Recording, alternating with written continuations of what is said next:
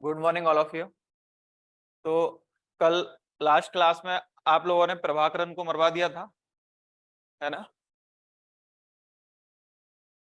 आपने नहीं मरवाया? ठीक है। तो प्रभाकरन की हत्या कर दी गई थी और लिट्टी का जो समूह था, लिट्टी का, वो लगभग लगभग अस्तित्व खत्म हो गया था 2009 में। तो श्रीलंका सरकार का कहना था कि लिट्टे की समाप्ति हो गई और जो आतंकवाद था श्रीलंका के अंतर्गत, उस आतंकवाद की समाप्ति हो गई। लेकिन जो तमिल लोगों का बोलना था उस टाइम पे, वो तमिल लोगों का बोलना था कि लिट्टे कोई आतंकवादी समूह नहीं था और ना ही आतंकवाद था श्रीलंका में। समस्या थी वो तमिल समस्या थी, और आप उस तमिल समस्या को, जो एक निर्जातीय संघर्ष चल रहा था, उसको आतंकवाद नहीं कह सकते हैं। और ना ही अभी तमिल की समस्या का समाधान हुआ है, तो जो वो निर्जातीय संघर्ष है वो खत्म नहीं हुआ है। क्योंकि आतंकवाद जब खत्म होता, एक समूह को खत्म करने से आप ये नहीं कह सकते कि वो समस्या खत्म होगी। एक आपने लिट्टे समूह का जो नेतृत्व करता था प्रभाकरन, उसकी हत्या कर दी, उसको मार दिया आपने, तो ये नहीं है कि समूह खत्म हो गया और ना ही समस्या का समाधान हो गया। तो तमिल लोगों का बोलना था कि ये जो था एक निर्जातीय संघर्ष था, ना कोई आतंकवादी समूह था और ना ये आतंकवाद था। तो उन्होंने उसको निर्जातीय समूह बोला, निर्जातीय संघर्ष कहा। और निर्जातीय संघर्ष कहने के बाद,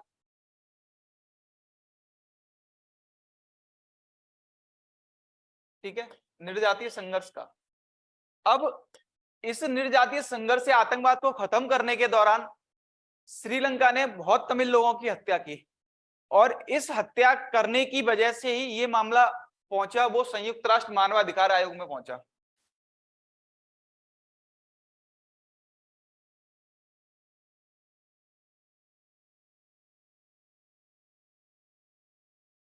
संयुक्त राष्ट्र मानवाधिकार परिषद, ठीक है, यूनाइटेड नेशन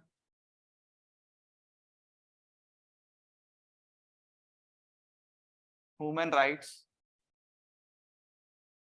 काउंसिल।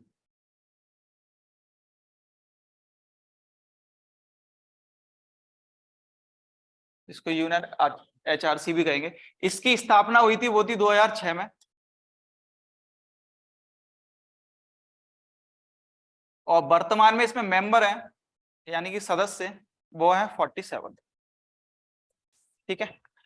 अब जो ये संस्था है वो क्या करती है कि किसी भी देश के अंदर नागरिक के यदि मानवाधिकारों की हत्या की जाएगी या मानवाधिकारों को कुचला जाएगा, तो ये परिषद उसकी देखरेख करती है कि कोई भी देश ऐसा तानाशाही ना फैला दे कि अपने देश के नागरिकों को मारने लग जाए या कुछ भी करने लग जाए।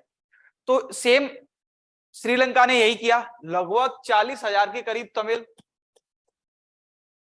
मारे गए इस संघर्ष में, ठीक है, और कितने लापता हो गए इसका डाटा नहीं है। अब 40,000 नागरिक मारे गए, ये नहीं कि तमिल, जो वो बोल रहा है उसको वो आतंकवादी समूह कह रहा है इनको, कि जो ये लोग मारे गए वो आतंकवादी हैं। लेकिन कायदा से देखा जाए तो ये नागरिक थे, और एक देश कभी भी अपने नागरिकों की हत्या नहीं कर सकता है, और यदि वो अपने नागरिक की हत्या कर रहा है तो इसकी सजा उसे कुछ भी कोई सजा, मतलब क्या सजा बोलना चाहिए, क्षमा योग्य है ही नहीं वो। ठीक है, यदि किसी ने अपनी नागरिकों की हत्या की है तो वो क्षमा योग्य नहीं है। अब ये मामला उठ के गया संयुक्त राष्ट्र की जो मानवाधिकार परिषद है उसमें, और जब मामला वहां पहुंचा तो 40,000 तमिल को मारने की बोला गया श्रीलंका से।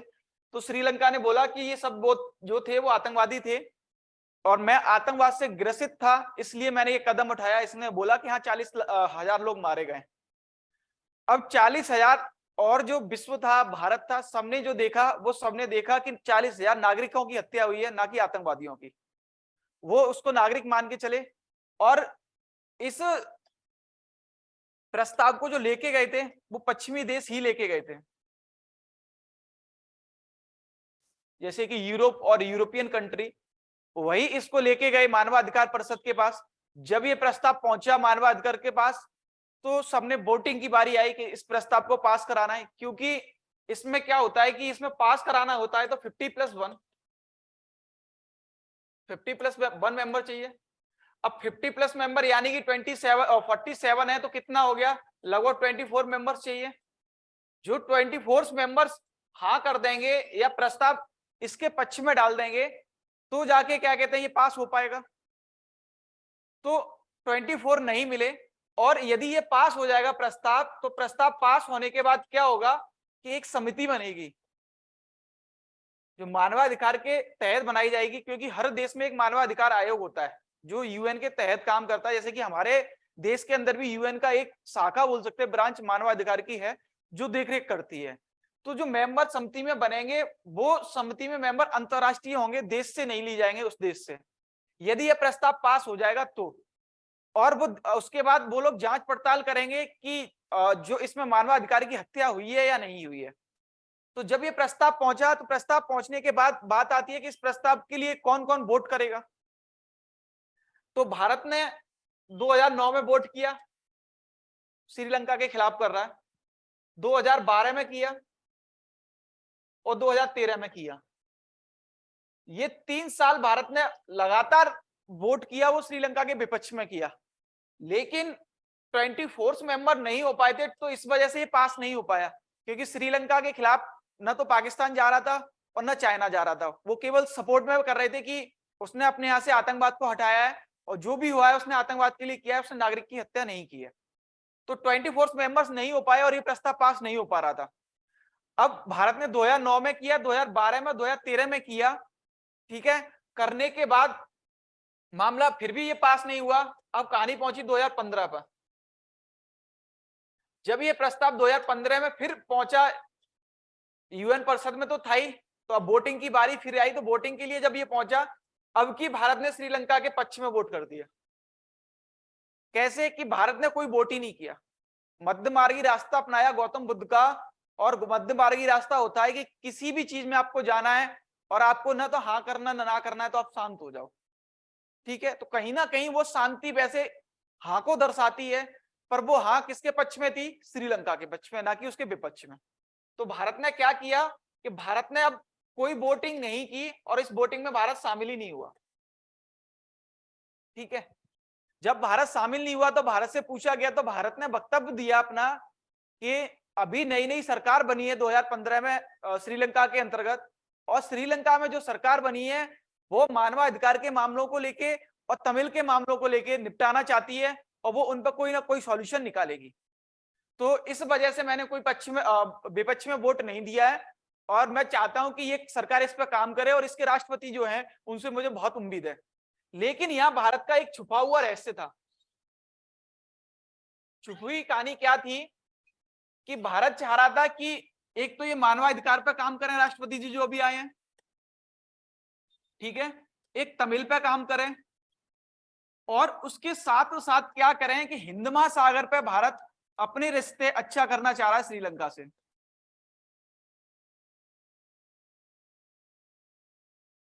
तो भारत की दो चीजें हैं, भारत चाह रहा है कि श्रीलंका से जो मेरे संबंध हैं वो संबंध अच्छे हो, क्योंकि भारत की हमेशा समस्या रही है कि हिंद महासागर पर किसी भी महाशक्ति को वो देखना नहीं चाहता है।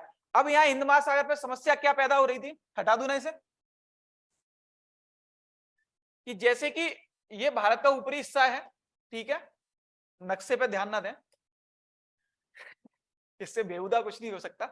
और जैसे चाइना पीओके में होके ग्वादर पोर्ट का निर्माण कर रहा है पाकिस्तान में, और जो वन बेल्ट वन रोड को बना रहा है, तो ग्वादर पोर्ट पे वो यहाँ आया, और यहाँ से क्या है कि जैसे भारत का ये तमिलनाडु ये हिस्सा है, श्रीलंका इस जगह पे है, वो निर्माण करेगा यहाँ जो इसका बंदरगाह है हम्बनटोटा। इस हम्बनटोटा बंदरगाह का निर्माण कर रहा है, उसने 99 साल को इस हम्बनटोटा को लीज पे लिया है, ठीक है। तो अब एक बात सोचो, ये भारत है और श्रीलंका वो चीन यहां मौजूद है। अब यहां से सोचो वो यहां पहुंचा, यहां से यहां पहुंच गया, उसने भारत का हिस्सा पूरा घेर लिया। अब भारत को यही समस्या पैदा हो रही है कि ये हिंद महासागर में एक महाशक्ति के रूप में उभरता है, और हम्बनटोटा जो इसने 99 साल को लीज पे लिया है, इस लीज पे लिए हुए बंदरगाह पे यदि ये अपनी सेना स्थापित कर देता है,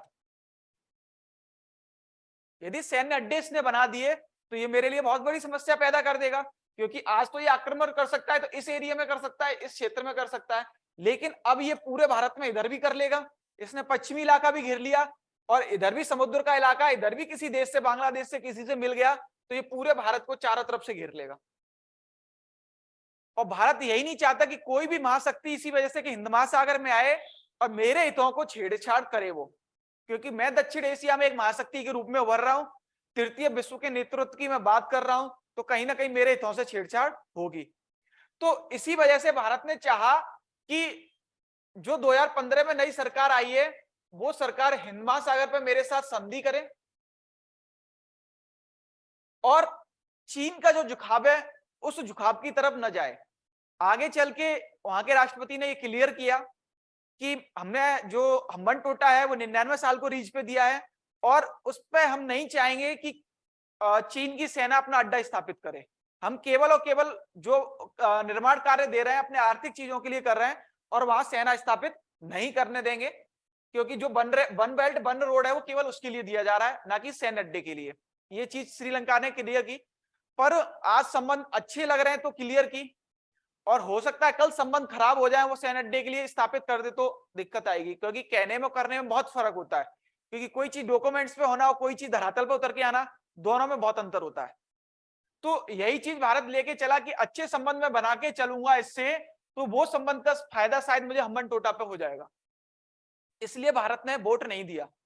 अब भारत ने वोट नहीं दिया उसके पक्ष में, तो भारत के जो तमिलनाडु के लोग थे इनको समस्या पैदा हो गई, क्योंकि जो तमिल समस्या चल रही है वो तमिल समस्या कहीं ना कहीं तमिलनाडु से ही निकल के गई है तो वही तमिल लोग जो वहां श्रीलंका में जाके बस गए, उनकी हम पुरानी बात करें पीढ़ी दर पीढ़ी, दादा परदादा है किसी की, तो वो कोई ना कोई तो भारत का रहा होगा, उन्हीं की पैदाइश है जो अब श्रीलंका में जाके बस गई है।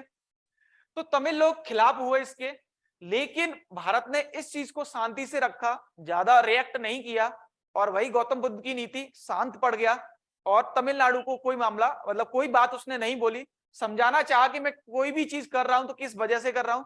तमिलनाडु सरकार ने इसका विरोध भी किया, ठीक है, तो विरोध के बाद तमिलनाडु सरकार ने विरोध किया, भारत ने समझाया तो शायद शांत पड़ गए ये लोग, क्योंकि उनके अंदर अपनेपन की जो भावना थी तमिल लोगों के प्रति वो कहीं ना कहीं जागृत हो रही थी, तो इस वजह से उन लोगों ने रिएक्ट किया और भारत ने वोट नहीं दिया।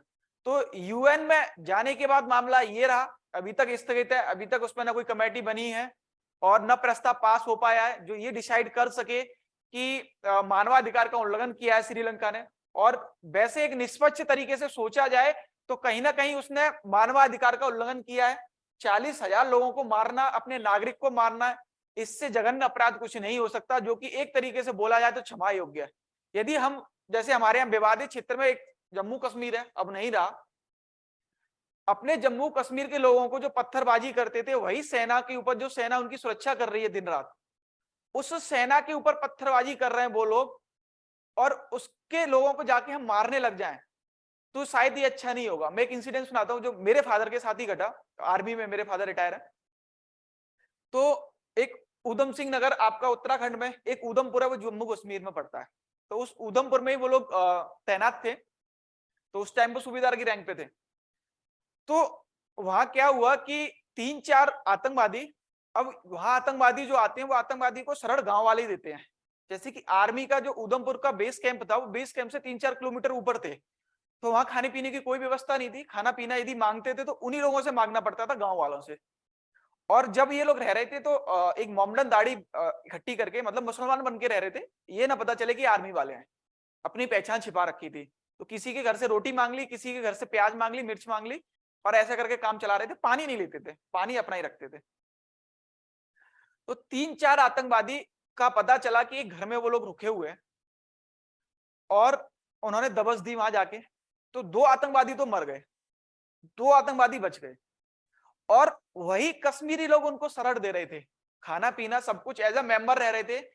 ये पता करना, मतलब फादर का कहना था कि ये पता करना बहुत मुश्किल था वहां कि ये एग्जैक्ट इनके फैमिली मेंबर्स हैं या ये क्या कहते हैं आतंकवादी हैं। पर कैसे भी, जैसे कि हर किसी का एक डिपार्टमेंट का एक कोई ना कोई गुरखा होता है जो छुपा रुस्तम होता है, मतलब चीजें बताता है कि ये जानकारी देता है इनको गुप्त सूचना के रूप में। तो उनके गुप्तचर थे, उसने बताया कि उस घर में 4 लोग हैं और वो 4 लोग अभी 1 हफ्ते पहले ही आए हैं, उनके मेंबर्स नहीं है, और जबकि वो बच्चों के साथ, लेडीज के साथ उनकी फैमिली के साथ ऐसे मिलके रह रहे थे जैसे कि पता नहीं इनके कितने सगे भाई बहन बोल सकते हैं, हस्बैंड वाइफ बोल सकते हैं, कुछ इस टाइप से थे वो। तो जब दबस दी, 2 मारे गए, एक को रास्ते में भागते हुए मार दिया, एक बच गया, नहीं 2 ही बचे सॉरी।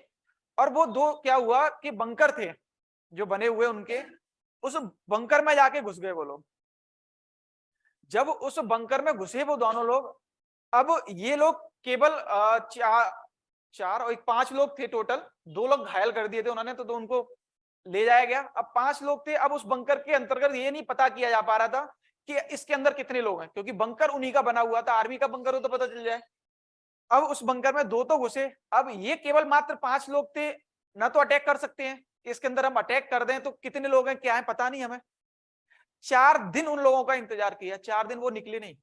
और 4 दिन उन्होंने जो 2 रुपए वाली पार्ले-जी आती है जिसमें 7 बिस्किट आते हैं, वो उनके पास थी, सबके पास एक एक, 5 लोगों के पास। एक बिस्किट सुबह खाते थे और एक बिस्किट शाम को खाते थे, और अपने थर्मस से, जो 1 लीटर का थर्मस होता है इन लोगों के पास, उसी थर्मस से एक घूंट पानी पी लेते थे। बस ये जिंदगी काटी 4 दिन। उसके बाद बोला कि अब रिस्क लेते हैं, हम तो रिस्क के लिए खड़े हुए हैं, और इसमें कितने लोग हैं क्या है, और मैं लीड करता हूं इसको, और आप लोग मुझे पीछे से सपोर्ट करो। तो फादर ने लीड किया, उन्होंने अंदर से गोली चलाई तो उनके यहाँ होके निकली, मतलब इस जगह पे होके। तो कवच पहने रहते हैं तो वो ये था कि क्रॉस में गोली आई तो छूते हुए और यहाँ छर्रे लगे और निकल गई, वो थोड़ा सा बाजू पे टच हुई। उसके बाद उन दोनों को जाके मार दिया। तो कहने का मतलब ये है कि आर्मी वाले हमारे इतनी अपनी जान जोखिम में डाल के, अपनी फैमिली को छोड़ के, सारी चीजें करने के बाद ये काम कर रहे हैं वहां जाके, और उसके बाद वो लोग उसी सेना के ऊपर पत्थरबाजी कर रहे हैं। जैसे कि परसों नक्सलवादी की घटना थी, जो सीआरपीएफ के लोग मारे गए वहां कैंप पे, तो एक वो प्रॉब्लम भी क्रिएट हुई। तो हम अपनी सुरक्षा कर रहे हैं, और वही सुरक्षा करने वाले हम नागरिक यदि किसी के ऊपर ऐसा करेंगे तो एक बहुत बेबुनियाद बात है। अब पर ऐसा नहीं कर सकते कि वो लोग ऐसा कर रहे हैं तो उसके पीछे हम क्या करें कि उन लोगों पर गोलियां चला दें। श्रीलंका सरकार ने, मेरा इस कहानी को बताने का यही मतलब है कि श्रीलंका सरकार ने ऐसा ही किया कि उन लोगों की समस्या पे समाधान ना करके उन लोगों को मारना शुरू कर दिया। ऐसा ही श्रीलंका मछुआरों के साथ करेगी। अभी हम अगला टॉपिक मछुआरा डिस्कस करेंगे, तो मछुआरों के साथ भी सेम ऐसा ही करेगी। तो उसने मारना शुरू कर दिया उन लोगों को, और वो कहीं ना कहीं एक मानवाधिकार का उल्लंघन है। जैसे कि हम कश्मीर के लोगों को मारते हैं तो हम अपने नागरिक को ही मार रहे हैं। तो ऐसा ही श्रीलंका सरकार ने किया, और इस वजह से श्रीलंका घेरे में आई। और यदि ये प्रस्ताव पास होता है और श्रीलंका सरकार इस घेरे में आती है और सही साबित हो जाती है, पर यह कि श्रीलंका के जुकाम है, जैसे हम लोग अपने हित की वजह से जुकाम में है, निष्पक्ष तरीके से देखा जाए तो श्रीलंका ने ऐसा किया है, पर हम क्यों नहीं उसके पक्ष में वोट दे रहे हैं? क्योंकि एक हमारा हित है हिंद महासागर, जो चाइना का बढ़ता हुआ वर्चस्व है हम उसको घटाना चाह रहे हैं। तो हर आदमी अपने हित को देके कर रहा है। जैसे मैंने आपको पहले भी कहा कि कोई भी रिश्ता बनता है तो वो रिश्ता हमेशा हित का होता है। चाहे एक प्रेमी प्रेम का रिश्ता हो, एक पति पत्नी का रिश्ता हो, एक माँ बाप का रिश्ता हो आपका, पर हमेशा हित जुड़ा होता है उसमें। और चाहे एक दोस्त का रिश्ता हो, हमेशा आपस में हित जुड़े हुए हैं। तो सेम ये रिश्ते भी चल रहे हैं विदेश नीति में, वो रिश्ते भी हित से ही चल रहे हैं। हम उन 40,000 लोगों को दरकिनार कर रहे हैं जिनकी हत्या की गई, किसी फैमिली के मेंबर्स होंगे, किसी के वो माँ बाप होंगे, किसी के पति होगा, किसी का बेटा होगा, और किसी का कोई भी हो सकता है वो होगा। अब उन लोगों को हम दरकिनार करके केवल बात कर रहे हैं तो अपने पक्ष की, केवल किस लिए? इस चाइना से बचने के लिए। तो अपने हित से काम किए जा रहे हैं, सेम भारत भी कर रहा है। और यदि ये पास हुआ तो पास होने के बाद न तो इसको आर्थिक सहायता मिलेगी, और इसको ब्लैक लिस्ट में शायद एफएटीएफ भी डाल दे, और इसकी स्थिति पाकिस्तान से भी बुरी हो सकती है। क्योंकि जो देश अपने नागरिकों की हत्या कर रहा है वो देश कुछ भी कर सकता है जो अपने नागरिकों को मार सकता है। तो इसीलिए मानवाधिकार बनाएगी कि कोई तानाशाही ना कर सके। इसीलिए मानवाधिकार जो आयोग होते हैं यूएन के द्वारा, जैसे यूएन की स्थापना तो 47 में हो गई थी, लेकिन जो परिषद बनी है मानवाधिकार की वो 2006 में बनी। ठीक है, तो इनका काम यही होता है कि देश के अंदर नागरिकों को देखना कि नागरिकों के हित कितने काम कर रहे हैं, कितने सदे हुए हैं, जो उन्होंने संविधान बनाया है उस संविधान के अकॉर्डिंग काम कर रहे हैं कि नहीं कर रहे हैं। और मानवाधिकार एक अपनी खुद संविधान बनाता है, एक लिस्ट जारी करता है जिसके अंतर्गत आपको ये करना पड़ेगा, अपने नागरिकों के साथ ऐसा व्यवहार करना पड़ेगा, ये सारी चीजें बताता है मानवाधिकार आयोग। ठीक है, तो ये सारी चीजें हैं जो मानवाधिकार बना, और यहाँ पास नहीं हो पाया, भारत ने अपने हित के साथ किया। तो ये एक पूरा परिदृश्य था यूएन मानवाधिकार परिषद को लेके जो श्रीलंका के साथ चल रहा है और अभी तक कुछ क्लियर नहीं है। तो अब लिख लो आप लोग इसके बारे में थोड़ा सा।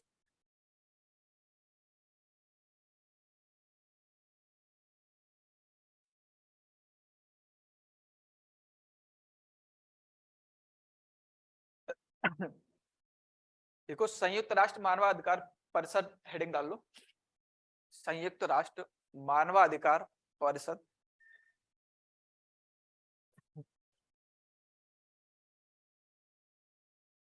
संयुक्त राष्ट्र मानवाधिकार परिषद लिखना पड़ेगा क्या?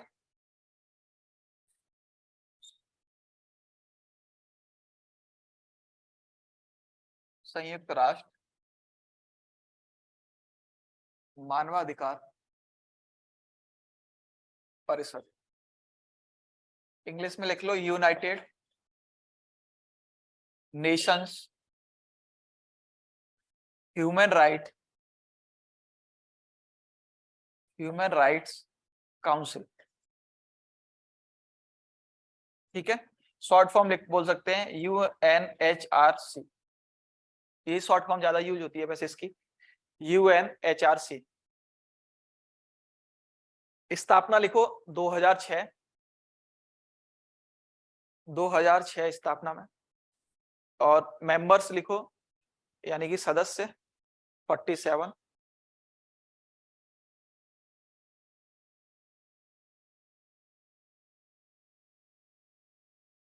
लिखो 2009 में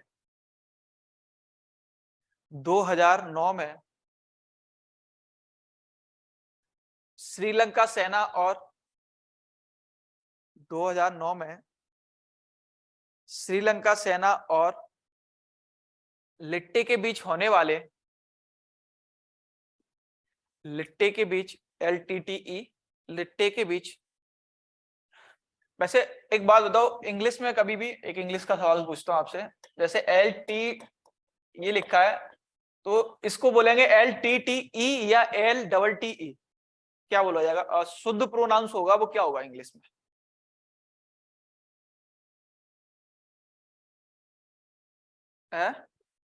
LTTE बोले वो शुद्ध प्रोनाउंस है, या LTTE बोले वो शुद्ध प्रोनाउंस है?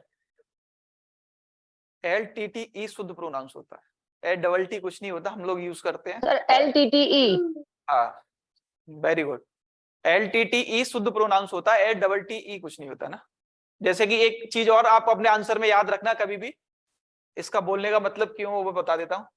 जैसे आपने लिखा हुआ किन किन या किस किस या कुछ भी लिखते हैं, हम ऐसे लिख देते हैं ना, यही लिखते हैं हम लोग, ज्यादातर सब लिखते हैं, हिंदी मीडियम वाले सारे।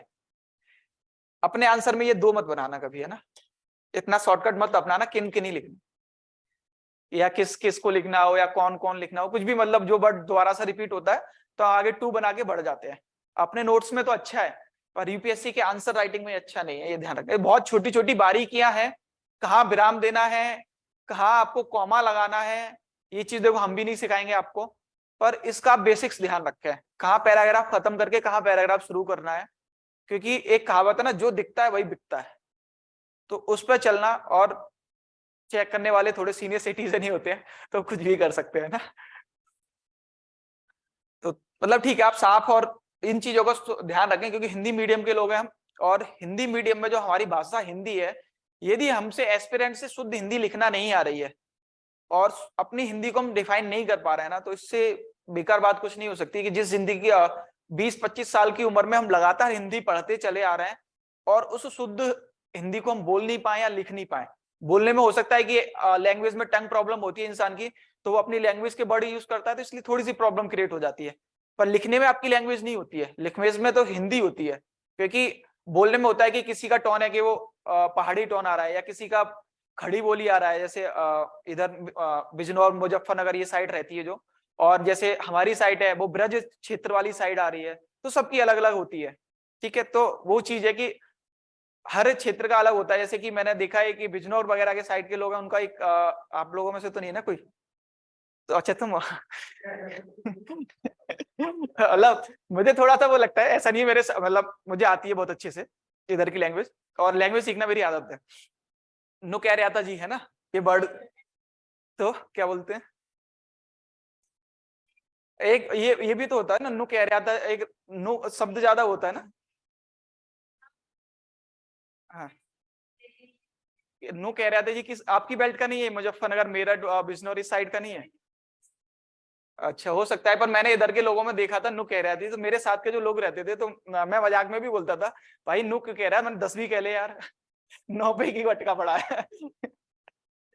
मतलब मजाक के सेंस में था, है ना, मतलब ऐसा मत मानना, मेरे बहुत सारे लोग हैं उधर के ना, हमारे साथ के ही हैं। मुरादाबाद आपके बिजनौर में जो चांदपुर पड़ता है, चांदपुर एरिया, चांदपुर उसके एसडीएम बने थे, आज वो एडीएम क्या कहते हैं, गाजियाबाद है प्रेसिडेंट में, गंभीर सिंह, हम लोगों के साथ में ही थे वो।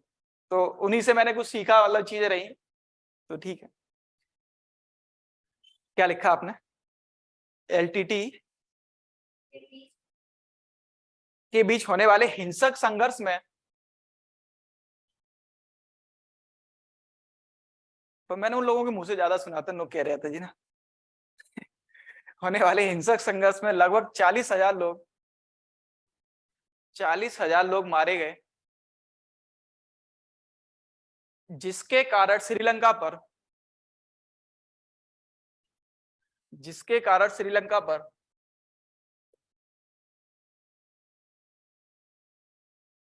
मानवाधिकार के हनन का आरोप लगा, जिसके कारण श्रीलंका पर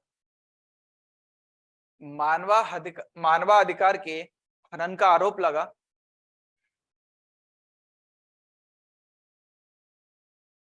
जिसे एक जघन्य अपराध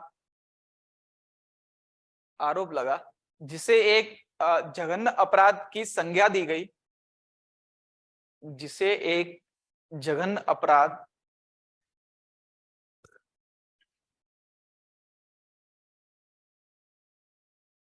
जघन्य अपराध की संज्ञा दी गई, जो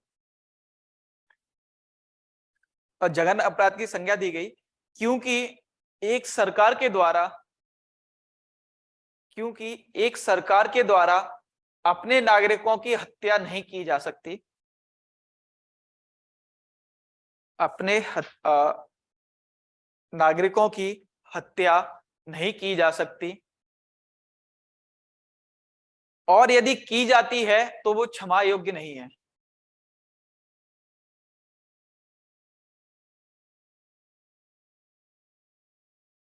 और यदि की जाती है तो वो क्षमा योग्य नहीं है।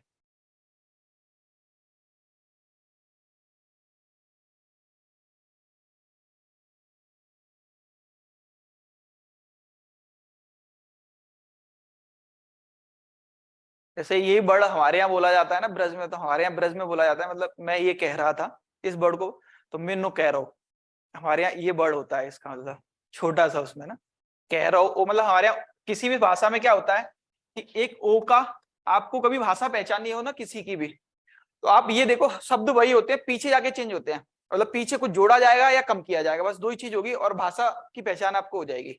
मतलब बहुत सीखना अच्छा लगता है, मतलब मुझे बहुत अच्छा लगता है, मैं हरियाणवी, ये बिहारी, ये सारी बोल लेता हूँ, मुझे बहुत अच्छे से आती है। मैं कोशिश कर रहा हूँ कि आप लोगों की पहाड़ी भी सीखूं, और उस पर मैं काम भी कर रहा हूँ।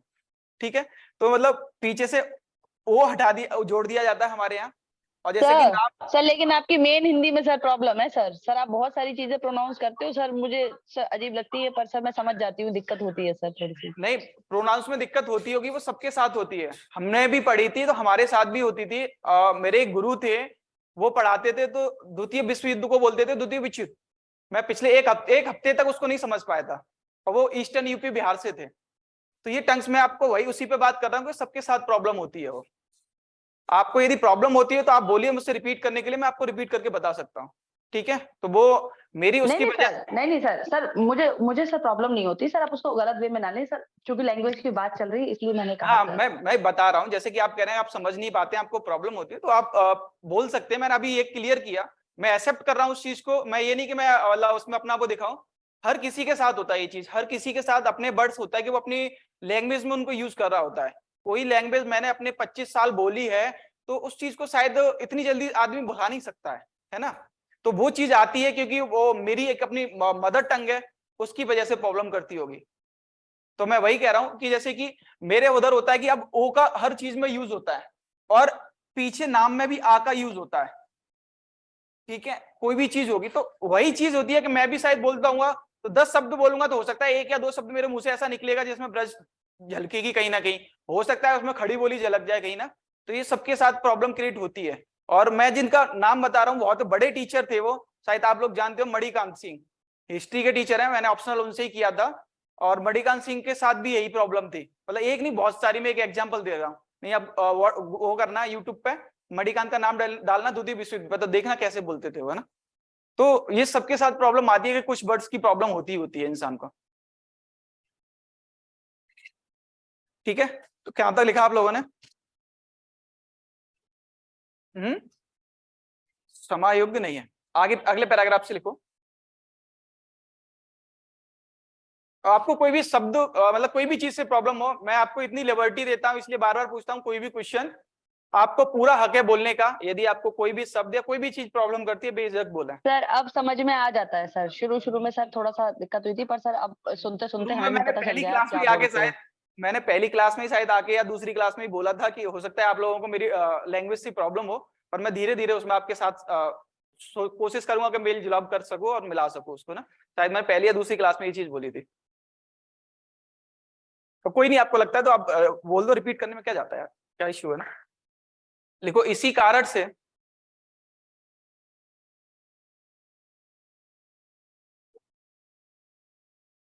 क्योंकि मेरा मानना है कि स्टूडेंट और टीचर के बीच में कोई बाउंडेशन नहीं होनी चाहिए। यदि बाउंडेशन लगा दी ना तो बच्चा सीख नहीं पाता है। सबसे बड़ी प्रॉब्लम होती है कि मैं एक बोलूं, आपने मुझसे कल का कुछ आज पूछा और मैं चिल्लाने लगा, अरे कल क्यों नहीं आए थे तुम लोग, कल क्यों नहीं पूछा था तुमने। तो वो क्या होता है, सर आप अपना नंबर लिख दीजिए सर बोर्ड पे। नहीं सर इसलिए नहीं, सर इसलिए सर जैसे अगर कभी कुछ पूछना हो तो सर इसलिए सर, सभी टीचर्स के ले रखे हैं सर, आपका नहीं है सर। ठीक है लिख दूंगा, पर आप कोशिश कीजिए कि मुझे व्हाट्सअप ही किए ना। सर मैं किसी को कॉल नहीं करती हूँ सर, चिंता मत कीजिए सर। थैंक यू, मैं लिख देता हूँ।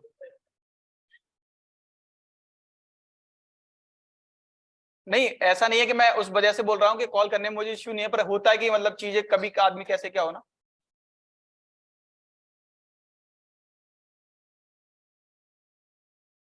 $9058589932। थैंक यू सर, सर डरिए मत सर। अरे नहीं, मुझे डरने वाली कोई दिक्कत नहीं है। मैं आ, किसी भी चीज के लिए और किसी भी समस्या के लिए कभी डरता नहीं हूँ। मतलब मैं यहाँ तक भी आ गया हर चीज से, तो मुझे डरने में कोई वो नहीं नहीं। सर समस्या नहीं, मुझे लगा आप फोन से डर गए सर मेरे। नहीं नहीं नहीं नहीं नहीं, फोन से डरने वाली कोई बात नहीं है। आप बेझिझक कीजिए, आपको कोई भी प्रॉब्लम है, और मैं जहां तक हो सकता है हर संभव मदद करता हूँ अपने स्टूडेंट की, मेरी ये आदत रही है। और मेरे साथ एक ग्रुप में मेरे और दोस्त हैं, हम दोनों का नेचर सेम रहा है, और दोनों आज देहरादून में भी, हम दिल्ली में साथ रहे। वो रिव्यू ऑफिसर है अभी सचिवालय में, जिनकी वजह से मैं यहाँ मतलब इस कोचिंग में आया। और तो हम दोनों का सेम यही नेचर रहा है, मतलब बहुत ज्यादा मैच भी खाता है। कई हमने गच्चे भी खाए इस वजह से कि हम भावनाओं में आके किसी के साथ कोई चीज बड़े अच्छे से कर देते हैं, बस बाद में आदमी बड़ा बुरा रिएक्ट कर देता है, मतलब कि कोई भी चीज वो बढ़ती है। तो मैं किसी को एहसान के रूप में कोई चीज नहीं करता। और आपको लगता है मैं आपकी कोई मदद कर सकता हूँ पढ़ाई को लेके, तो 24/7 अवेलेबल हूँ, कोई दिक्कत नहीं है। आपको पढ़ाई को लेकर आप बिल्कुल भी कॉल मैसेज जो भी करना है कर सकते हैं ना, ऐसा कुछ नहीं है। Thank you sir. क्योंकि मैंने नंबर लिखा है तो फिर नंबर लिखने का मतलब ही ये हो गया कि डर होता था नंबर ही नहीं लिखता ना यार, क्यों लिखता नंबर में। नहीं सर आपने एकदम बोला ना कि कॉल मत करना सर, मुझे खुद को हंसी आ गई सर। नहीं नहीं, ऐसा होता है कि जैसे कि मतलब क्लास में हूँ, जैसे कहीं और भी क्लास चल रही है मेरी, ऑनलाइन यूट्यूब पे भी क्लास चलती है। तो और ऑनलाइन जो यूट्यूब पे मैं चलाता हूँ वो एक्चुअली मैं अपने फोन से ही चलाता हूँ। तो कॉल आने से थोड़ा सा प्रॉब्लम क्रिएट हो जाती है, वो मैंने इसलिए आपको बोला कि एक और आप व्हाट्सअप कर लीजिए, मुझे होगा तो मैं आपको सर टाइम आप तुरंत। चिंता मत कीजिए, मैं मैसेज से ही पूछूंगी जो भी पूछना होगा। मैं समझाना चाह रहा हूँ यार, उसको एक्सप्लेन कर रहा हूँ, ऐसा कुछ नहीं है कि आप इतना क्यों भावुक हो रही हो यार। ठीक है, जो ठीक लगे, आगे बढ़ते हैं इस बात से ना। अ, क्या बोला था, लास्ट लाइन बोला तो उससे पहले क्या है। हाँ, इसी कारण से यूएनएचआरसी में, इसी कारण से, इसी कारण हटा के वहां इन्हीं लिखना है, इन्हीं कारणों से, इन्हीं कारणों से, इन्हीं कारणों से यूएनएचआरसी में यूएनएचआरसी में श्रीलंका के खिलाफ मानवाधिकार का प्रस्ताव पहुंचा, मानवाधिकार हनन का प्रस्ताव पहुंचा।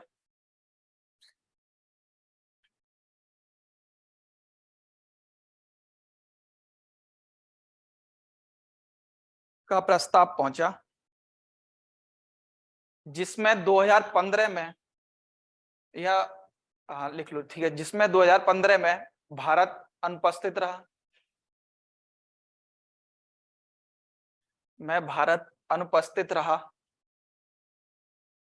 लेकिन विगत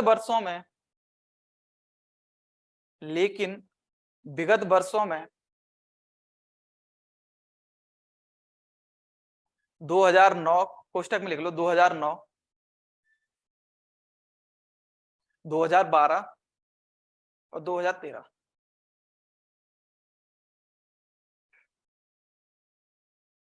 में, विगत वर्षों में श्रीलंका के खिलाफ मतदान किया था।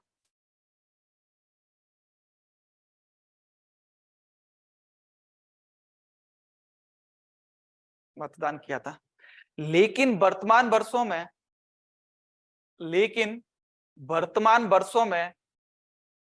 भारत का मानना था कि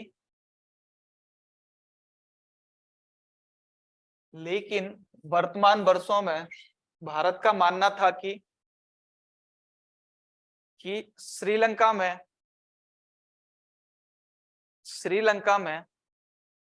नई सरकार का गठन हुआ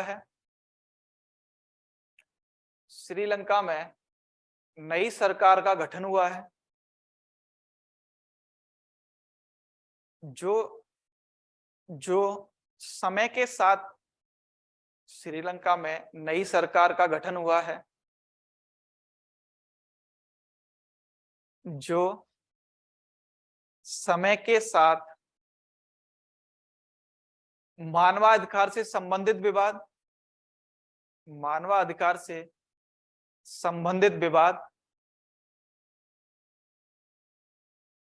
तथा तमिल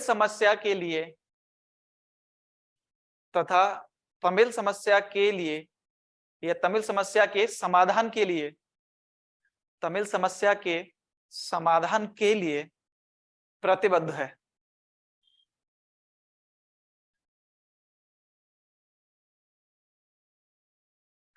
और वहीं भारत मतदान से बाहर रहकर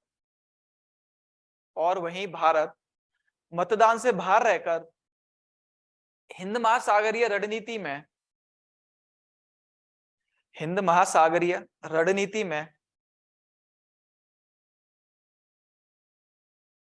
श्रीलंका से अपने संबंधों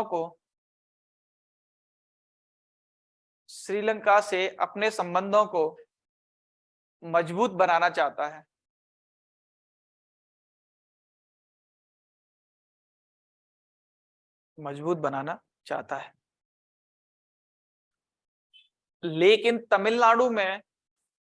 लेकिन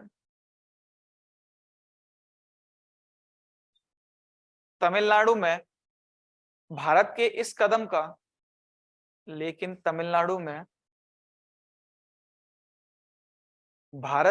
कदम का विरोध हो रहा था।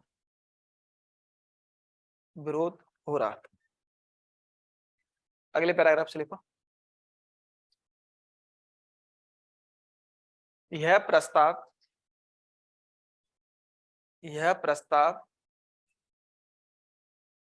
यूएनएचआरसी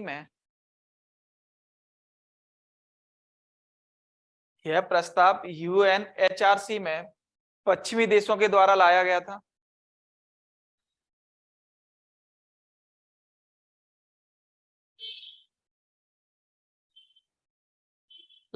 था और इस प्रस्ताव के पास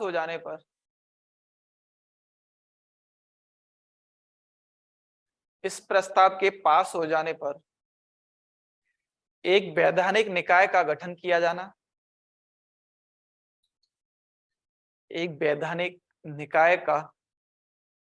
गठन किया जाना,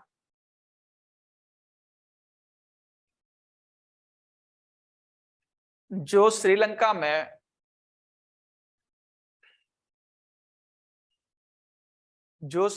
में मानवाधिकार के हनन के दावों की जांच करेगा, जो श्रीलंका में मानवाधिकार के हनन के दावों की जांच करेगा।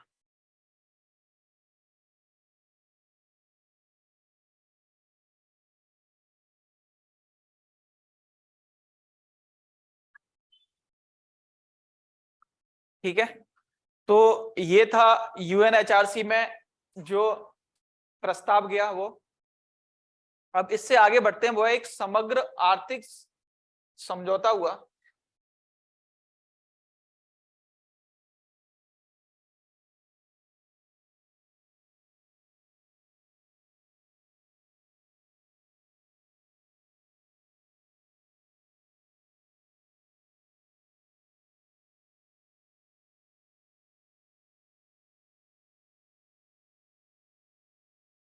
ईपीए, ठीक है।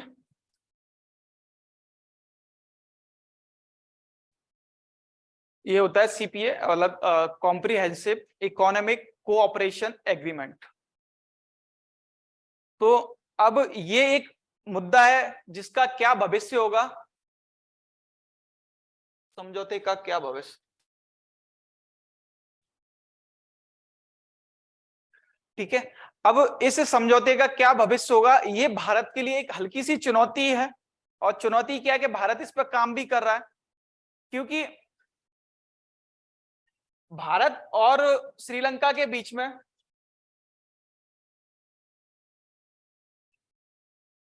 क्योंकि जो समग्र आर्थिक सहयोग समझौता होता है वो समझौता होता है कि एक जो मुक्त व्यापार होता है एक देश का दूसरे देश के बीच में, तो मुक्त व्यापार का जो अगला चरण होगा वो अगला चरण यह समग्र आर्थिक सहयोग समझौता ही होता है, सीपीए होगा। जो सीपीए मुक्त व्यापार का एक अगला चरण है, यानी कि उस देश के संबंधों को वो दर्शाएगा कि कितने अच्छे चल रहे हैं।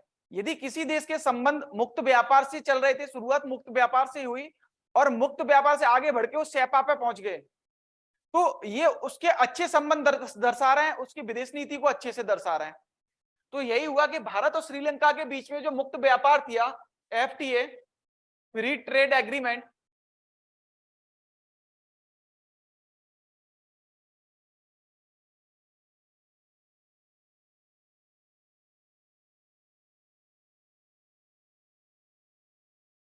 फ्री ट्रेड एग्रीमेंट जो था ये 1998 में हुआ था और 2000 में ये लागू हो गया। ठीक है, 1998 में हुआ और एफटीए और 2000 में लागू हो गया। उसके बाद संबंधों में भारत और श्रीलंका के में उतार चढ़ाव लगातार बना रहा। उस टाइम पे भारत ने फिर हाथ खींच लिए थे, भारत वापस चला गया था, जैसे उसने ब्रिटेन का सैन्य अड्डा बनाया, वहां गृह युद्ध छिड़ा। गृह युद्ध छिड़ने के बाद उसने भारत से ही मदद मांगी कि भाई लिट्टे मेरे से नहीं सिमटा जा रहा है, क्योंकि 2001 में अमेरिका ने उसको आतंकवादी समूह घोषित कर दिया था और भारत ने भी आतंकवादी समूह मान लिया था, क्योंकि 1991 में उसने राजीव गांधी की हत्या की थी। उसके बाद भारत ने पीछे खींच लिया, तो एग्रीमेंट तो लागू हो गया था, चल गया था, पर उस तरीके से नहीं चल रहा था जिस तरीके से चलना चाहिए, क्योंकि भारत को भी समस्या थी। अब उसके बाद 2009 के बाद चीजें सही होती गई, लगातार सही होती चली जा रही हैं। एक चाइना वाला मुद्दा हम थोड़ा सा साइड कर दें, जो हिंद महासागर में चाइना की हम्बन टोटा पे उपस्थिति दर्ज की जा रही है, उसके बाद छोड़ के भारत और श्रीलंका के संबंध बिल्कुल ठीक है।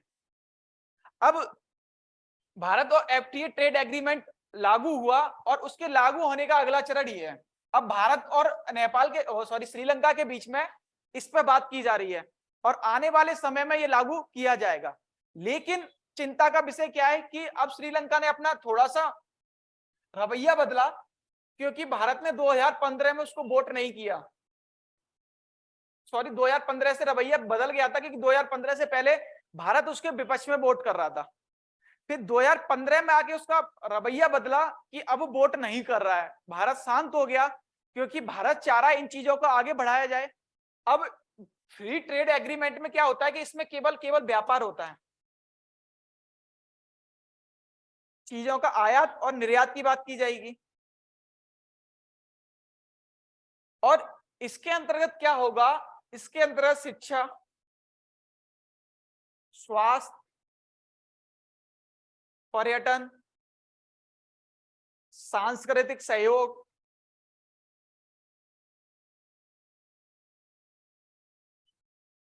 ठीक है, शिक्षा, पर्यटन या होटल वगैरह हो उनके लिए, तो आप उन सब में मदद कर सकते हैं, इन्वेस्ट कर सकते हैं।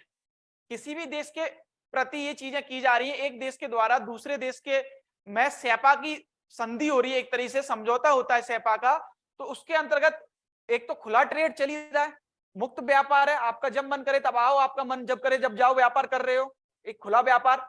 अब कोई टैक्सेस नहीं दिया जा रहा है। अब उसके साथ साथ क्या किया जा रहा है कि आपसे ये सारी चीजें और की जा रही हैं। तो ये सेपा जो है उसका भविष्य है, कह सकते हैं मुक्त व्यापार का, एक एफटीए का भविष्य है। अब ये करने से हमारे तमिल को फिर प्रॉब्लम है कि ये चीज आप क्यों कर रहे हैं, जब वो हमारे तमिल के लोगों को मार रहा है और हमारे तमिल के लोगों का समस्या का समाधान नहीं कर रहा है, तो भारत इसको दरकिनार कर देता है। अब सेपा में आगे कदम भारत की तरफ से खुला हुआ है, लेकिन 2015 में अलग सरकार, 2019 में अलग सरकार और 2020 में अलग राष्ट्रपति, लगातार बदले चले जा रहे हैं। 2022 में अलग राष्ट्रपति,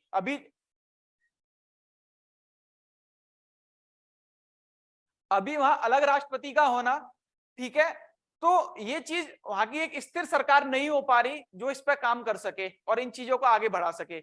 लेकिन भारत इस पे आगे बढ़ने के लिए तैयार है, क्योंकि भारत इस पे एक दबाव बनाना चाहता है चाइना वाला, क्योंकि चाइना इसको ऋण तो दे रहा है, अरबों खरबों में ऋण पहुंच चुका है डॉलर के हिसाब से इसके पास, उसके बाद इसकी सैन्य सहायता में भी कर रहा है, ठीक है।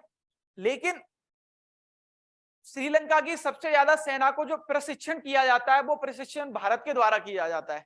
लेकिन अब वो श्रीलंका की तरफ जो झुकाव चल रहा है सरकार का, वो एक थोड़ा सा सोचने वाला विषय है। और भारत ने अब थोड़ा सा इस समझौते पर शांति सी डाल दी है कि वहां की सरकारें और चाइना के प्रति जो झुकाव है उन चीजों को देखते हुए, क्योंकि हम उसके साथ एक मित्र शक्ति अभियान करते हैं। मित्र शक्ति होता है सैन्य अभ्यास, ठीक है, एक स्नैक्स है वो करते हैं,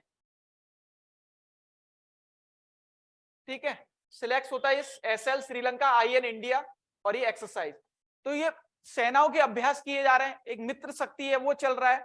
तो भारत श्रीलंका के साथ इसी वजह से कर रहा है कि चीन की उपस्थिति ना बढ़े, और इसी वजह से उसे समझौते को करना चाह रहा है कि चीन की उपस्थिति ना बढ़े। सैन्य अभ्यास कर रहा है, उसकी सेना को प्रशिक्षित कर रहा है और बोल रहा है आपको जो पैसा चाहिए मैं आपकी हर संभव मदद करूंगा। 2019 में एक ईगल विस्फोट हुआ था, इस ईगल विस्फोट में लोग मारे गए थे, श्रीलंका के अंतर्गत आतंकवादी विस्फोट था, उसने भारत ने सेना की मदद की, जान की हानि गई, खाने पीने की चीजें हैं और स्वास्थ्य के लिए कुछ चीजें, सारी सेना ने, भारत की सेना ने मदद की वहां जाके। और ये एक हमारे प्रधानमंत्री की कूटनीति है, कूटनीति खैर नहीं कहेंगे, ये उनकी एक अच्छी चीज है कि किसी भी देश में कभी भी समस्या पैदा होती है तो मोदी जी की खासियत है कि हमेशा खुले उससे रहते हैं और हमेशा तैयार रहते हैं उसकी मदद करने के लिए, चाहे कैसे भी संबंध रहे हो। तो ईगल जब 2019 में विस्फोट हुआ तो उसमें भी भारत ने उसकी मदद की। अब इन राष्ट्रपति का जो जुलाई 2022 में बने हैं, इनका क्या रवैया रहता है और क्या होता है, तो अगला कदम सेपा होगा। जहां तक है सेपा आगे बढ़ेगा और भारत इस पर काम करेगा, और शायद हो सकता है कि श्रीलंका भी करे मिलके काम, तो उसमें ये सारी चीजें की जाएंगी और ये अगला कदम होगा सेपा, ठीक है। तो इसमें थोड़ा सा 2-4 लाइन लिख लो।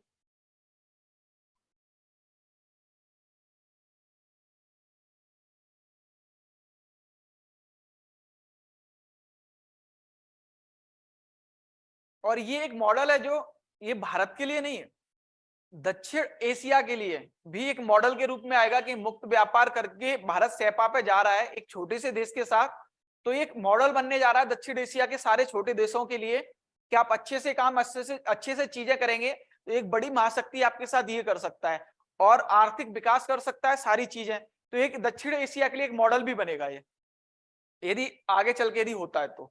अभी थोड़ी सी चुनौतियां हैं, पर देखा जाए भारत और श्रीलंका के संबंधों में तो शायद आगे चल के ये कारगर होगा और साइन किए जाएंगे इस पर, ठीक।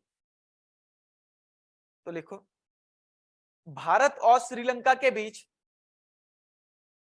भारत और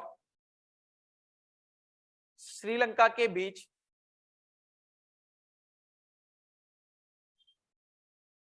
मुक्त व्यापार समझौता 1998 में ही हो चुका था।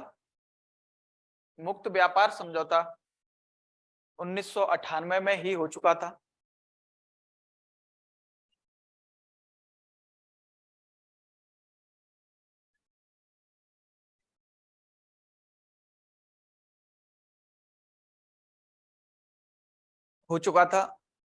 मुक्त व्यापार समझौते को आगे बढ़ाकर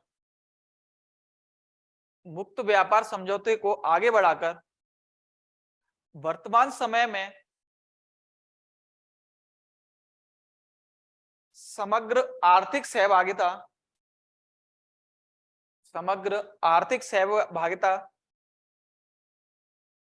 वर्तमान समय में आगे बढ़ाकर समग्र आर्थिक सहभागिता के समझौते पर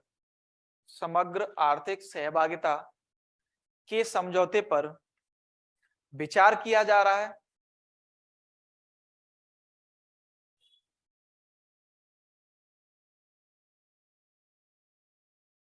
लेकिन श्रीलंका के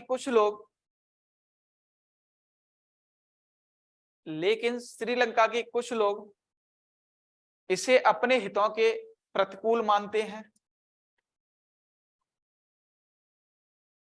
लेकिन श्रीलंका के कुछ लोग इसे अपने हितों के प्रतिकूल मानते हैं, क्योंकि भारत ने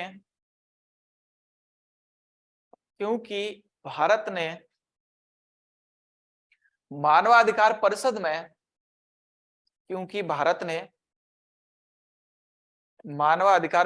में श्रीलंका के विरुद्ध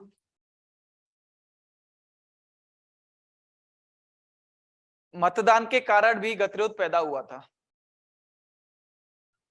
मतदान के कारण श्रीलंका में गतिरोध पैदा हुआ था।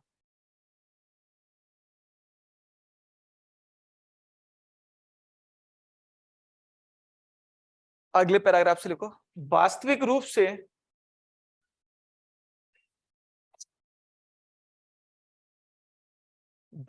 रूप से इस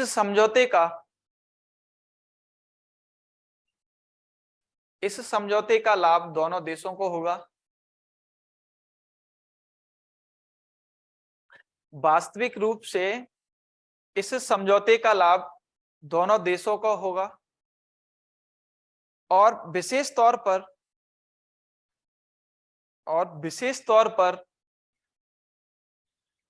पर्यटन, विज्ञान, शिक्षा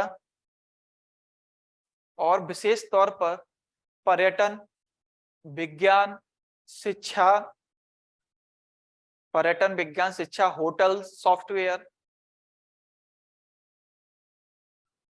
सॉफ्टवेयर, स्वास्थ्य आदि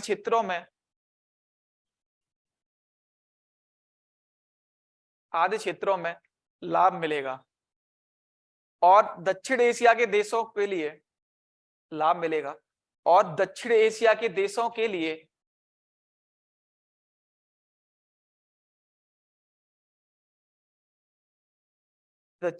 के देशों के लिए एक मॉडल के रूप में देखा जाएगा।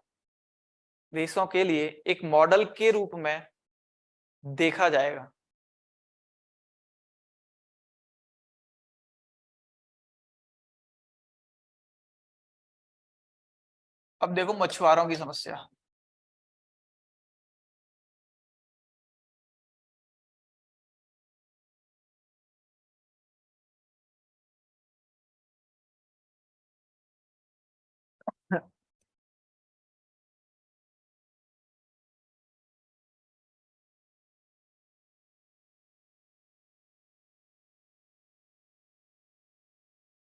जो भारत की श्रीलंका के बीच सीमा रेखा थी, समुद्री सीमा रेखा, वो 1974 में क्लियर हो गई थी। ठीक है,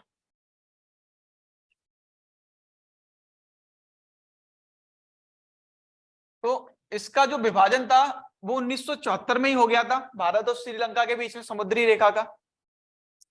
लेकिन समस्या क्या आई कि जहां ये रेखा है वहां पड़ती है, आपको शायद याद हो, आपने ज्योग्राफी पढ़ी हो इंडियन, तो भारत और श्रीलंका के बीच में एक जल संधि पड़ती है, कौन सी है?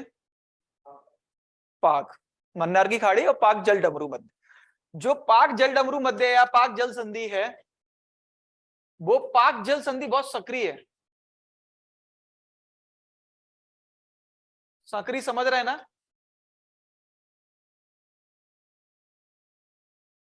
नैरो, अब तो समझ आ गई होगी, ठीक है। तो बहुत नैरो है, बहुत सक्रिय है। और सक्रिय होने के बाद के बावजूद क्या होता है कि जैसे कि आपको याद हो, मैंने आपको पीछे बताया था, भारत पाकिस्तान में जो कच्छ के रण में पानी की समस्या थी, उसकी वजह से वहां सीमा का विभाजन नहीं हो पा रहा था।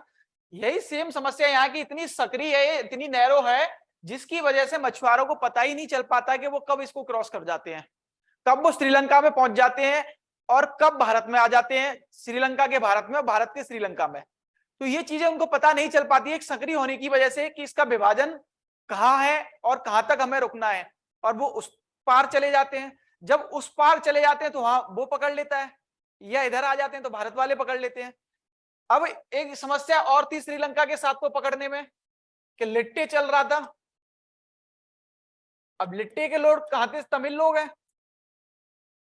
और ये मछुआरे भी कौन लोग हैं? तमिलनाडु के। तो श्रीलंका बोलता था कि जो ये लोग आ रहे हैं मछुआरे के रूप में, ये मछुआरे ना होके ये क्या है? लिट्टे समर्थक हैं। और लिट्टे समर्थक बोल के उन पर वो गोली चला देता था, गोलीबारी करता। अब लोग मारे जा रहे हैं। भारत ने कहा कि भाई मछुआरों की जो आजीविका है, उस क्षेत्र में रहने वाले जो लोग हैं उनकी आजीविका है वो मछली पकड़ना ही है, इसी वजह से उनका घर चल रहा है, तो इसी से चल रहा है। तो आप उनकी आजीविका को हानि ना पहुंचाएं। आप उनकी आजीविका को हानि पहुंचाएंगे तो उनके परिवार को भी दिक्कत होगी। आप ऐसा मत कीजिए। वो केवल और केवल मछुआरे हैं और उनका काम है मछली पकड़ना, जिससे कि अपने परिवार का भरण पोषण कर सके। तो उनकी मजबूरी है ये काम करना, और वो लिट्टे समर्थक नहीं है। लेकिन श्रीलंका इस बात को मानने को तैयार नहीं, और वो इन पर गोली चला देता। अब उसके बाद ये एक समस्या और पैदा हुई थी, वो था एक कच्चुवाती द्वीप था, जो श्रीलंका और भारत के बीच में ही था। इस कच्चुवाती द्वीप पे क्या किया कि 1976 में ही इंदिरा गांधी ने इसको श्रीलंका को दे दिया। ये द्वीप ऐसा द्वीप था जिसपे मानवीय बस्ती नहीं थी, और मछुआरे क्या करते थे, चाहे वो भारत के मछुआरे हो चाहे श्रीलंका के मछुआरे, वहां जाके अपना आराम करते थे, और जो मछली का जाल था वो वहीं से डालते थे। या अपने जाल को साफ करना हो, मछलियों को छांटना हो कि कौन सी मछली लेके जानी है कौन सी नहीं लेके जानी है। ऐसे छोटी बच्चे आ जाते हैं तो उनको नहीं पकड़ा जाता है, बड़ी मछली को ज्यादा पकड़ा जाता है। तो वो लोग वहीं काम करते थे, अपना मतलब बैठना आराम करना। अब इंदिरा गांधी ने क्या किया कि ये श्रीलंका को दे दिया। जब ये श्रीलंका को दे दिया तो अब भारत का तो इस पर कोई उत्तराधिकार रहा नहीं। भारत के जो नागरिक जाएगा या मछुआरा जाएगा, अब वो बैठ नहीं सकता क्योंकि ये श्रीलंका का हो गया। तो वहां के मछुआरों को, अपने जो भारत के मछुआरों, उनको एक समस्या और पैदा हुई कि हमें कोई ऐसी जगह नहीं मिल पा रही है जहां हम बैठ सकें या वो कर सकें। अब अपना कच्छु द्वीप था, तो वहां जाने से क्या प्रॉब्लम हो रही है कि श्रीलंका सरकार पकड़ लेती है हमको। यदि हम अपना जाल बिछा देते हैं वहां, तो श्रीलंका सरकार पकड़ रही है हमें। तो तमिलनाडु सरकार ने यह मामला सुप्रीम कोर्ट में लेके गई, और उसने एग्जाम्पल दिया कि जब बेरुवाड़ी संघ वाला मामला था, तो बेरुवाड़ी संघ मामले में संविधान में संशोधन किया गया, और आपने कोई भी क्षेत्र बिना संसद की अनुमति के दूसरे देश को कैसे दे दिया। पहली बात, बेरुवाड़ी मामला क्या था आपको पता हो? आर्टिकल 2 क्या कहता है? पॉलिटी पढ़ ली ना आप लोगों ने? पढ़ रहे हैं ना शायद अभी? आर्टिकल 2 क्या कहता है? भारत में शामिल करने के लिए ना, नए राज्य भारत में शामिल किए जा सकते हैं, आर्टिकल यही 2 कहता है। पर यह नहीं कहता है कि आप अपने क्षेत्र को दे सकते हो। शामिल की बात की जाती है उसके अंतर्गत। और आर्टिकल 4 ये कहता है आर्टिकल 2 नए भारत को शामिल कर, नए क्षेत्र को शामिल करना, जैसे कि सिक्किम शामिल किया। और आर्टिकल 3 ये कहता है कि भारत के जो राज्य हैं उनकी सीमाओं में नाम में गठन किया जा सकता है, परिवर्तित किया जा सकता है, जैसे उत्तराखंड बना 2000 में यूपी से। ठीक है, तो पर आर्टिकल 4 क्या कह रहा है? आर्टिकल 4 कह रहा है कि आर्टिकल 2 और आर्टिकल 3 में जो भी किया जाएगा वो 368 के तहत संविधान संशोधन नहीं माना जाएगा। कोई भी क्षेत्र भारत में शामिल किया जाता है तो उसको संविधान संशोधन के ना तहत करके साधारण बहुमत से पारित करा के शामिल कर लो। और आपको यदि किसी भी राज्य के नाम में गठन में कोई परिवर्तन करना है तो उसके लिए भी आपको संविधान संशोधन नहीं करना है। आर्टिकल 4 यही कहता है। अब यहां क्या क्वेश्चन हुआ बेरुवाड़ी संघ में कि राष्ट्रपति जी ने सुप्रीम कोर्ट को पूछा कि भाई एक बात बताओ, आप ये कह रहे हो आर्टिकल 4 में कि कोई भी संविधान संशोधन नहीं करना है जब आपको कोई शामिल करना है तो, और हमें कोई भी क्षेत्र अपना, क्योंकि बेरुवाड़ी संघ जो था वो पाकिस्तान को देना था 1961 में। ठीक है, तो इस पर पाकिस्तान का वर्चस्व था तो पाकिस्तान को दिया जा रहा था। अब हम बेरुवाड़ी को देना चाह रहे हैं क्या कहते हैं पाकिस्तान को, तो अब हम क्या करें? संविधान संशोधन करें या कोई नया अध्यादेश लाएं? इसमें क्या किया जाए? तो सुप्रीम कोर्ट ने क्लियर किया और बोला कि शामिल करने के लिए आपको कोई संविधान संशोधन नहीं करना है, लेकिन आप कोई भी क्षेत्र अपना दूसरे देश को देते हैं तो आपको संसद की अनुमति लेनी पड़ेगी और उसमें संविधान संशोधन करना पड़ेगा। तो ये मामला बेरुवाड़ी से आया, तो 9वां संविधान संशोधन किया और 9वां संविधान संशोधन होने के तहत जो बेरुवाड़ी था वो बेरुवाड़ी पाकिस्तान को दे दिया गया। अब तमिलनाडु सरकार ने एग्जाम्पल दिया कि जब आपने बेरुवाड़ी मामला पढ़ा था, बेरुवाड़ी को जब पाकिस्तान को दिया था तो आपने संविधान संशोधन किया था, और आपने कच्चू द्वीप को कैसे दे दिया? विदाउट संसद की अनुमति के या विदाउट संविधान संशोधन के आप दूसरे देश को कैसे दे सकते हैं अपने भारत का हिस्सा? तो इंदिरा गांधी ने यहाँ क्या बोला? इंदिरा गांधी बोली कि ये भारत का हिस्सा नहीं है, पहली बात, और यहाँ जो राजा बैठता था वो राजा श्रीलंका का बैठता था, ये अपना हिस्सा है नहीं, संविधान में भारत में इसकी कहीं चर्चा नहीं है। तो ये इंदिरा गांधी का स्टेटमेंट था, और सुप्रीम कोर्ट ने फिर उस पर बोला कि हम इस पर जांच पड़ताल करेंगे कि मामला एक्चुअल में है क्या, और बेचारा सुप्रीम कोर्ट आज तक जांच पड़ताल ही कर पा रहा है इसकी, और ये श्रीलंका के पास ही है, उस पर कोई जजमेंट नहीं आया। तो कच्चू द्वीप मामला था, विवादों में है, भारत अपना हिस्सा मानता है यानी कि तमिलनाडु के लोग, और वो श्रीलंका अपना मानता है। भारत के तर्क इतने इलॉजिकल थे वहां इंदिरा गांधी के कि उनका राजा बैठता था इसलिए उनका हिस्सा है, और जबकि कच्चू द्वीप था वो भारत का हिस्सा था, और भारत का क्या, दोनों देश के नागरिक आके आराम कर रहे थे, अपना काम कर रहे थे, विवादों में नहीं था। पर इंदिरा गांधी ने 1976 में श्रीलंका को देके इसको विवादों में घेर दिया। अब मछुआरों का मामला ये रहा, अब मछुआरे यहाँ भी प्रॉब्लम क्रिएट हो रही है मछुआरों के साथ में, और उसके साथ अभी हाल ही में 5 मछुआरों को फांसी की सजा सुनाई गई श्रीलंका में। तो जब श्रीलंका में फांसी की सजा सुनाई गई तो राष्ट्रपति 2015 से भारत अच्छे संबंध करने की कोशिश में, ये घटना थी 2019-20 की, तो भारत ने वहां के राष्ट्रपति को एक सिफारिश की और बोला कि जो आप इनको फांसी की सजा दे रहे हैं इनको माफ कीजिए, ये लिट्टे समूह के सदस्य नहीं है, न समर्थक हैं, ये भारत के नागरिक हैं, और उसके साथ साथ एक मछुआरे हैं, अपनी आजीविका के लिए मछली पकड़ने आते थे और ये गलत डायरेक्शन में चले गए, इस बात को मैं मानता हूं। तो उन्होंने मना नहीं किया, जैसे जाधव का मामला है, जाधव के मामले में पाकिस्तान ने फांसी की सजा सुना दी और उसको मानने को तैयार नहीं हुआ था, वो हम उसको क्या कहते हैं अंतरराष्ट्रीय न्यायालय में लेके गए जाधव मामले को। लेकिन इस मामले में क्या किया उन्होंने, और सिफारिश को सुना और पॉजिटिव वे में लिया, बोला ठीक है हम इस पर चर्चा करेंगे और सोच समझ के हम इस पर फिर डिसीजन देंगे। तो अभी क्षमा तो नहीं किया उनको खैर उन्होंने, पर उस बात में उन्होंने हमें हाँ मिलाई। अब भारत ने इसमें समाधान ढूंढा और समाधान में कहा कि हम एक काम करते हैं इस मछुआरे के समाधान के लिए, जो आपको भी समस्या क्रिएट करता है मुझे भी समस्या क्रिएट कर रहा है, इनके हम आई कार्ड बना देते हैं। जब मछुआरे का आई कार्ड होगा, मछुआरा आप पकड़ते हो तो आई कार्ड होगा तो आपसे पता चल जाएगी कि ये मछुआरा है या कोई आतंकवादी है या कोई तमिल आपके यहाँ आके समर्थक है, लिट्टे का सदस्य या कुछ भी है, तो आतंकवादी है कि नहीं क्लियर हो जाएगा।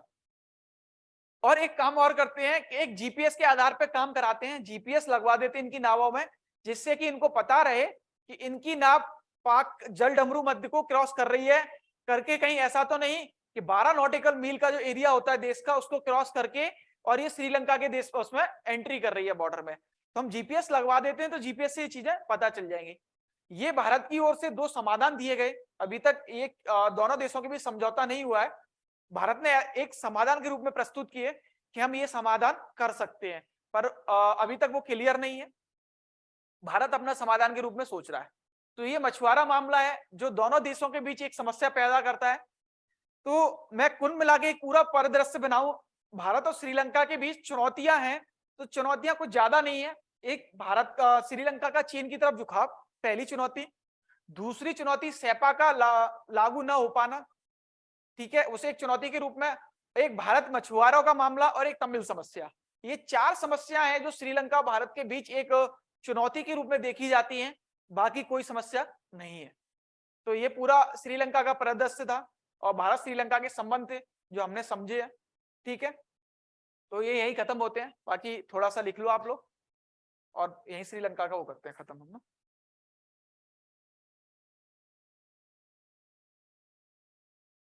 लिखो 1974 में भारत और श्रीलंका के मध्य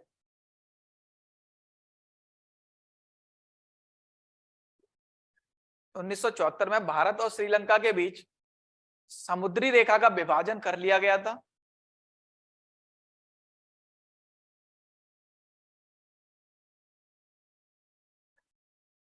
समुद्री रेखा का विभाजन कर लिया गया था, लेकिन पाक की खाड़ी या पाक जलडमरू मध्य कह लो कुछ भी, पाक की खाड़ी इतनी सक्रिय है कि पाक की खाड़ी इतनी सक्रिय है कि इतनी सक्रिय है कि एक दोनों देश के मछुआरे इतनी सक्रिय है कि दोनों देश के मछुआरे एक दूसरे की सीमा का उल्लंघन करते हैं। इतनी सक्रिय है कि दोनों देश के मछुआरे एक दूसरे की सीमा का उल्लंघन करते हैं।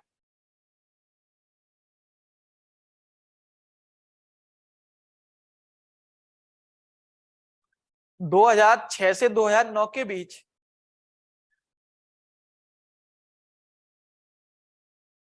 2006 से 2009 के बीच भारत 2009 के बीच श्रीलंका एवं लिट्टे के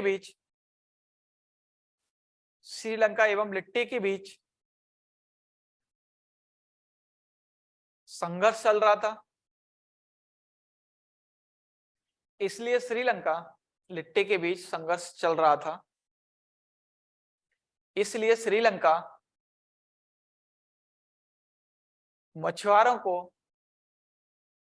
मछुआरों को लिट्टे समर्थक के रूप में देखता है।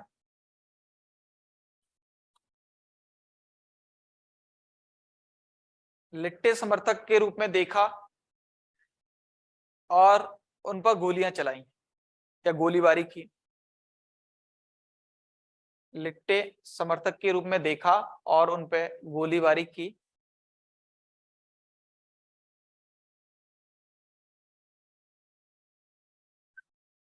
लेकिन भारत के अनुसार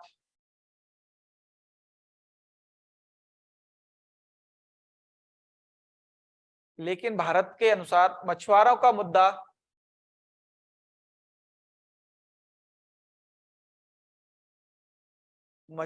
मुद्दा आजीविका का मुद्दा है, क्योंकि आजीविका का मुद्दा है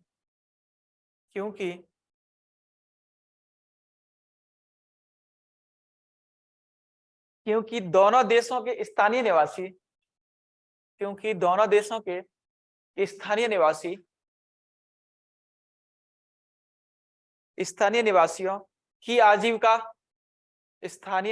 की आजीविका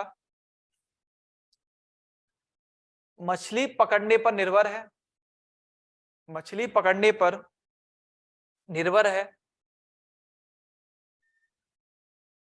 है, अतः मछुआरों पर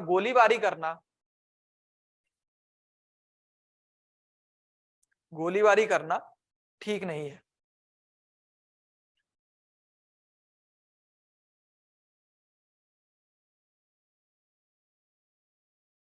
ठीक है, अब लिखो समाधान के रूप में लिख लो थोड़े, या भारत की तरफ से समाधान लिखो, भारत की तरफ से समाधान की पहल।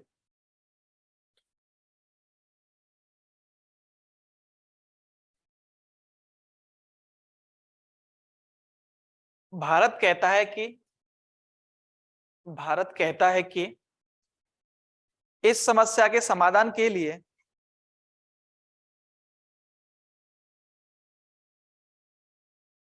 भारत कहता है कि इस समस्या के समाधान के लिए जीपीएस तकनीक का प्रयोग किया जा सकता है।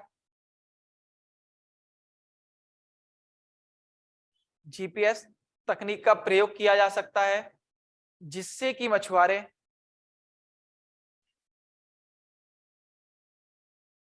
कि मछुआरे सीमा का उल्लंघन ना करें।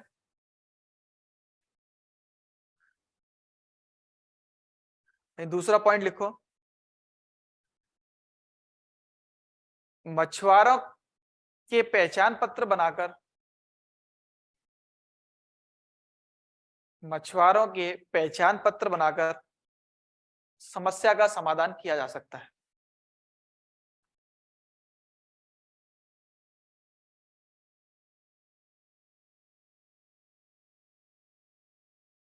ठीक है, अब देखो भारत श्रीलंका संबंधों में चुनौती।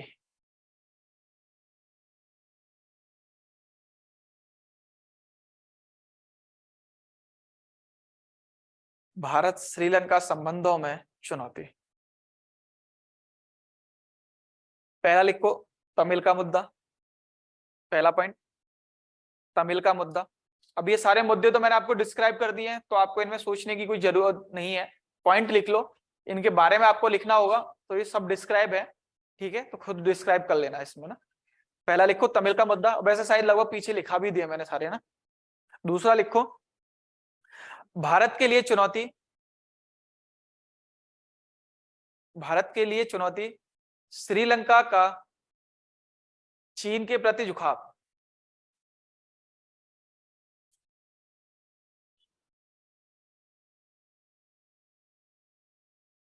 तीसरा लिखो मछुआरों का मुद्दा।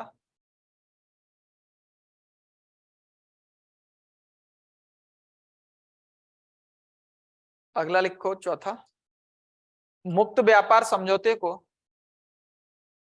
मुक्त व्यापार समझौते को सीईपीए में परिवर्तित करना। सीईपीए सेपा में परिवर्तित करना। ठीक है, अब क्वेश्चन लिख लो एक,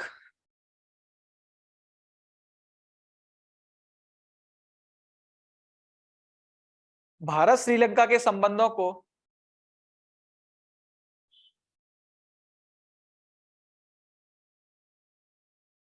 भारत श्रीलंका के संबंधों को घरेलू कारक कैसे प्रभावित करते हैं।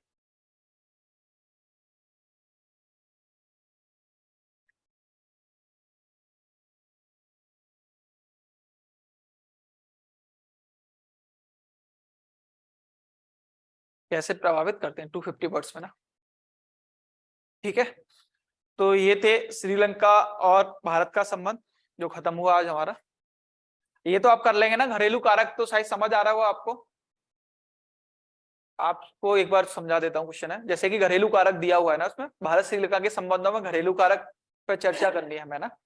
अब घरेलू कारक क्या थे, जैसे कि एक तमिल का मुद्दा था, हमने उस पर चर्चा की। घरेलू कारक है दोनों देशों के बीच में। एक मछुआरों को मुद्दा हो दोनों देशों के बीच में, वो भी एक घरेलू कारक है। ठीक है, और श्रीलंका का चीन के प्रति झुकाव हो, एक ये समस्या है। ठीक है, तो ये 3-4 कारक जो मैंने आपको बताए हैं, यही इनको डिस्क्राइब करते हुए आप पहले भूमिका बनानी है, इन पॉइंटों के बारे में लिखना है और लास्ट में निष्कर्ष देते हुए खत्म कर देना है। ठीक है, तो ये आंसर का फॉर्मेट रहेगा। तो thank you all of you.